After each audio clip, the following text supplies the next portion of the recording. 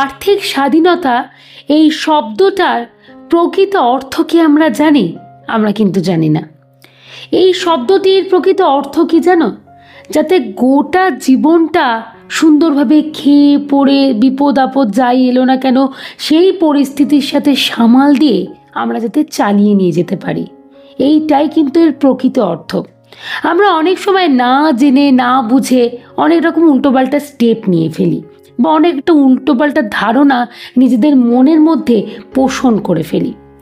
মোট কথা হচ্ছে সারাটা জীবন অর্থনৈতিক কষ্ট আমাদের মধ্যে যাতে না থাকে, খুব স্মুথলি আমাদের জীবনটা চলতে পারে।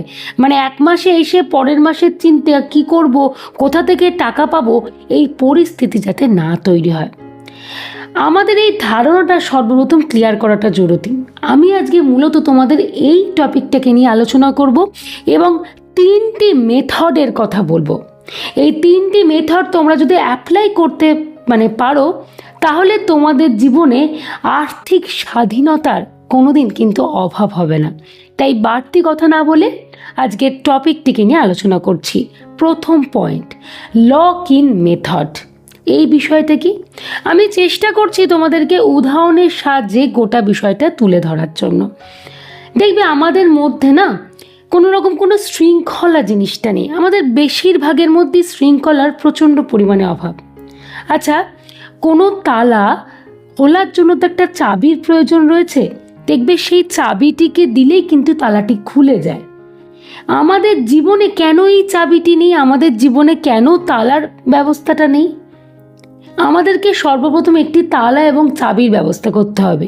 সেইটাই হচ্ছে এই মেথডের মূল বিষয়বস্তু। আচ্ছা, কিভাবে?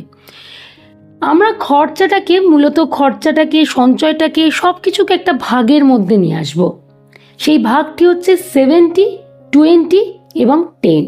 70% কি? প্রয়োজনীয় খরচ এবং সংসার খরচার জন্য আমরা বরাদ্দ করে দেব। 20% রাখবো সঞ্চয়ের জন্য এবং 10% আমরা রাখবো নিজের প্রতি বিনিয়োগের জন্য। নিজের প্রতি যে কোনো বিনিয়োগ। তুমি কোনো কোর্স করতে চাইছো, তার জন্য টাকা দিলে। তোমার নিজের কোনো শৌখিনতা তুমি পূরণ করতে চাইছো, তার জন্য। কোথাও ঘুরতে যেতে চাইছো, সব কিছুর জন্য আমরা 10% বরাদ্দ করছি। প্রত্যেক মাসে কিন্তু আমাদের সঞ্চয়টা করতেই হবে। এই 20% অ্যামাউন্টটা রাখবো আমাদের সঞ্চয়ের জন্য। আর বাকি খরচা তো সংসারের, খাওয়া দাওয়া পড়া, বাকি সব কিছুর খরচার জন্য 70% বরাদ্দ করছি। দেখো, আমি একটা সুন্দর শৃঙ্খলার মধ্যে জিনিসটা বেঁধে ফেললাম। এইটাই কিন্তু লক ইন মেথড। আমরা বাঁধতে পারি না। যার ফলস্বরূপ দেখবে কিছু মানুষ বলে, আমি কি করে টাকা সঞ্চয় করব? আমার পক্ষে টাকা সঞ্চয় করা পসিবলই হচ্ছে না, কারণ আমি তো খাওয়া খরচাটাই ঠিকমতো করে তুলে ধরতে পারি না। কিন্তু সেই সমস্ত মানুষগুলোকে তুমি প্রচুর টাকা হাতে দিয়ে দিলেও তারা কোনোদিন সঞ্চয় করতে পারবে না। কেন জানো?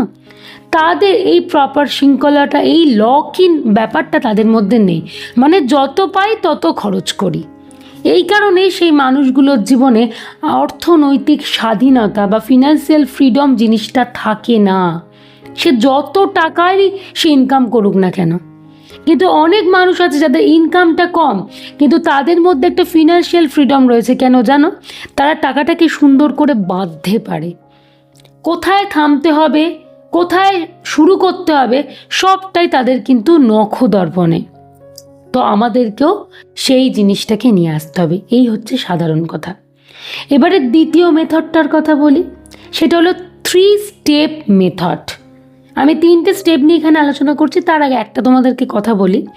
আমাদের জীবনে নানা রকম প্রতিকূল পরিস্থিতি আসতেই পারে। ধরো দেখা গেল কোনো কারণে কাজটা চলে গেল, বা হয়তো দেখা গেল যে ব্যবসাটার সাথে আমরা সংযুক্ত রয়েছি, ব্যবসা একেবারে লস হয়ে গেল। তখন কি আমরা খেয়ে পড়ে বাঁচবো না? তখন কি প্রয়োজনীয় খরচাগুলো আমরা করব না? তাহলে সেই পরিস্থিতি সামাল দেওয়ার জন্যই কিন্তু এই 3 স্টেপ মেথড। এর মধ্যে প্রথম স্টেপ কি? Liquid fund. আমাদেরকে অন্ততপক্ষে 3 মাসের যে খরচা, বিভিন্ন রকম প্রয়োজনীয় খরচা, এই যে সংসারের যে খরচা, সেটা কিন্তু 3 মাসের জন্য নর্মালি ব্যাংকে আমাদেরকে লিকুইড ফান্ড হিসাবে রেখে দিতে হবে, যাতে এরকম পরিস্থিতির সম্মুখীন হলে আমরা ব্যাংক থেকে ইজিলি টাকাটা তুলে নিয়ে আসতে পারি, তুলে নিয়ে এসে সংসার আদি চালানো সব কিছু যাতে করতে পারি। ওই যে বললাম না, তাহলে তোমার দেখে একটা ফিনান্সিয়াল ফ্রিডম থাকছে, যে কোনো পরিস্থিতি তুমি ভেঙে পড়ছো না। বোঝাতে পারলাম? এবারে 2 নম্বর কি, সেটা হলো এমার্জেন্সি ফান্ড আমাদেরকে ক্রিয়েট করতে হবে। এমার্জেন্সি ফান্ডের ক্ষেত্রে 6 থেকে 9 মাসের টাকা আমাদের কিন্তু রাখতেই হবে। এই এমার্জেন্সি ফান্ডের সাথে মূলত যুক্ত রয়েছে কিন্তু হেলথ ফান্ড। এটা ভীষণ পরিমাণে জরুরি। শরীর খারাপ, অসুস্থতা বা এমন কিছু খরচ যেটা লিকুইড ফান্ড দিয়ে চালানো যাচ্ছে না, তখন কিন্তু কাজে লাগবে এই এমার্জেন্সি ফান্ড। ওই যে বললাম, ব্যবসায় মন্দা বা কাজ নেই, সেই সময় তোমার লাইফে একটা এমার্জেন্সি সিচুয়েশন এসে হাজির। আমরা তো বলতে পারি না আমাদের জীবনে কখন এমার্জেন্সি সিচুয়েশন এসে হাজির হবে, তাহলে সেই পরিস্থিতিতে কি করবে? তাই জন্যই কিন্তু 6 থেকে 9 মাসের জন্য খরচের টাকা আমরা রেডি করে রাখবো, যাতে এই পরিস্থিতির সাথে লড়াই করতে পারি। এইটাই তো ফিনান্সিয়াল ফ্রিডম। আমরা এই জিনিসটাকে বুঝে উঠতে পারি না, এইটাকে বোঝার চেষ্টা করতে হবে। এবারে 3 নম্বর মেথডটা কি, ইনভেস্টমেন্ট। আমাদেরকে বিনিয়োগ করতেই হবে, কারণ বিনিয়োগ ছাড়া ভবিষ্যতে আমরা চলবো কি করে? টাকাটাকে তো বাড়াতে হবে, খেলাতে হবে। কোথায় বিনিয়োগ করবে? পোস্ট অফিসকে বেছে নিতে পারো, ব্যাংককে বেছে নিতে পারো, আর বর্তমান দিনে এখন অনেকেই আছে যারা মিউচুয়াল ফান্ডে কিন্তু বিনিয়োগ করছে। এখন ইউটিউব আছে, গুগল আছে, বিভিন্নভাবে তোমরা কিন্তু এটা নিয়ে একটু পড়াশোনা করতে পারো, চর্চা করতে পারো, দেখবে সহজে হয়ে যাবে। আর যারা মনে করছো না আমি এত জটিলতার দিকে এগোতে চাইছি না, নর্মাল ব্যাংক পোস্ট অফিসে যাবো, নর্মালি সেখানে মানুষজনদের সাথে কথা বলবো যারা স্টাফরা রয়েছে, সেই অনুযায়ী আমি একটা প্রকল্প বা বিনিয়োগ ভাবনা চিন্তা করে নিতে পারি। সেই অনুযায়ী টাকাটাকে আমরা কিন্তু খেলানোর চেষ্টা করব, যাতে ভবিষ্যৎ জীবনও আমাদের আর্থিক স্বাধীনতাটা সুন্দরভাবে বজায় থাকে। আচ্ছা, এবারে 3 নম্বর মেথড, সেটা হলো ব্যালেন্স শিট।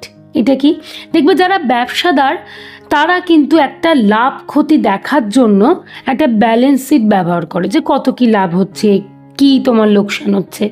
তো আমাদেরকেও এই জিনিসটাকে চালু করতে হবে।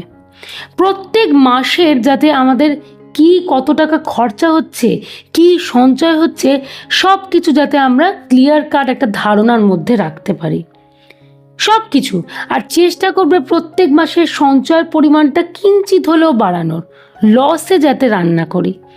মানে একটা এক্সাম্পল দিচ্ছি, ধরো প্রথম মাসে তুমি সঞ্চয় করলে 500 টাকা, পরের মাসে দেখা গেলো 1 টাকাও সঞ্চয় করতে পারলে না, বা 100 টাকা সঞ্চয় করলে, এইটা করলে কিন্তু চলবে না।